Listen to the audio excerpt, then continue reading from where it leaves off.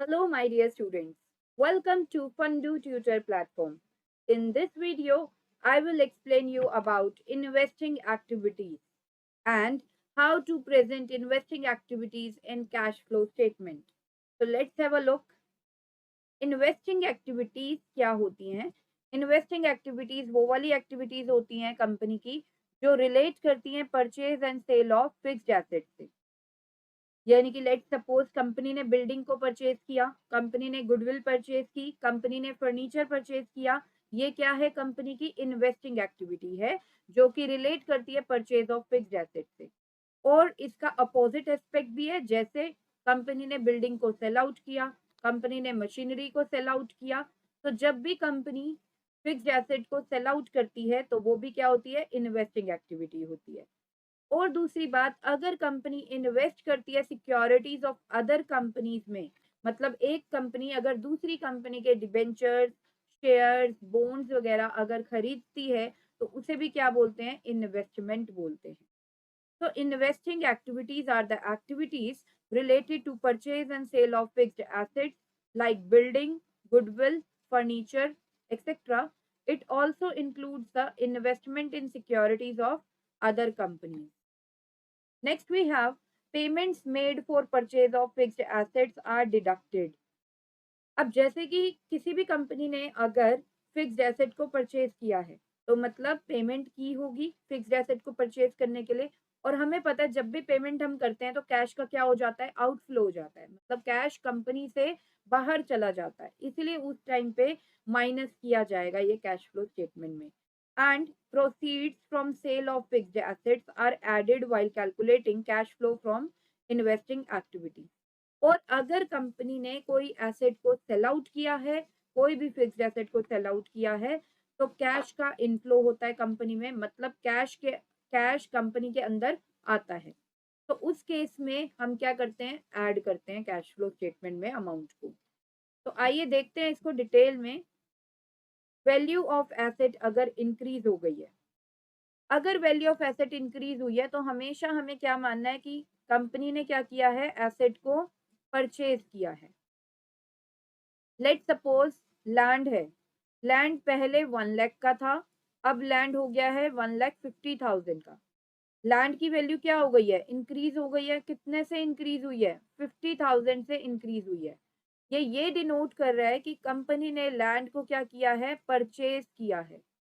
और कितने का परचेज किया है? और 50,000 का और परचेज किया है।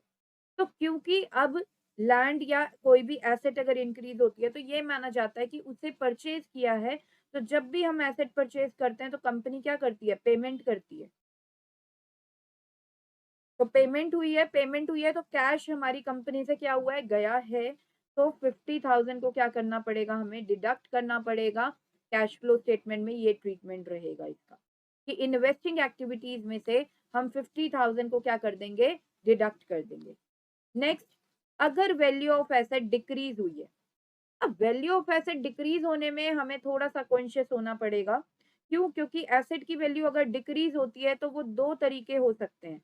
या तो कंपनी ने एसेट को क्या कर दिया है? सेल कर दिया है।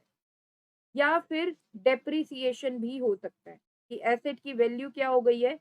फॉल हो गई है, मतलब डेप्रिसिएशन हुआ है।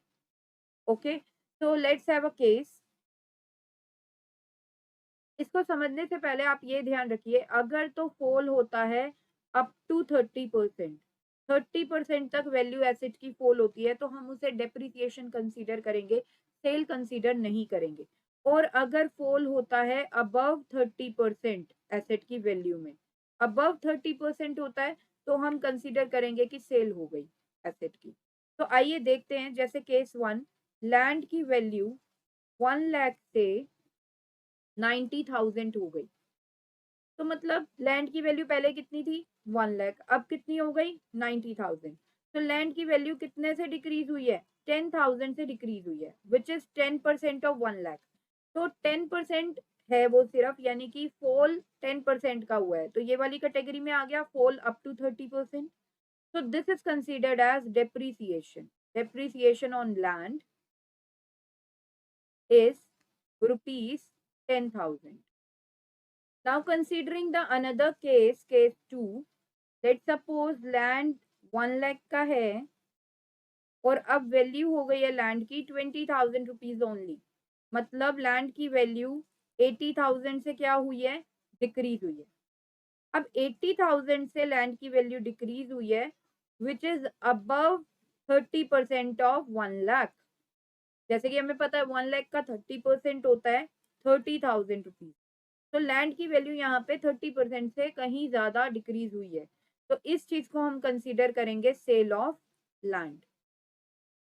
कितने का हमने लैंड सेल आउट कर दिया, हमने 80,000 का लैंड सेल आउट कर दिया। अब बात करते हैं इनके ट्रीटमेंट की। अगर डेप्रिसिएशन होता है तो depreciation of assets is not shown under investing activity, तो हम इसको इग्नोर करेंगे। लेकिन जब सेल होता है किसी भी एसेट की, जैसे यहाँ पे लैंड का सेल आउट हुआ है, तो 80,000 का जैसे लैंड सेल आउट हुआ, तो सेल होने पे कैश इनफ्लो होता है कंपनी में, यानी कि कैश आता है कंपनी में। तो इसे हम क्या कर देंगे, ऐड कर देंगे इस अमाउंट को under investing activity to calculate cash flow from investing activity in cash flow statement.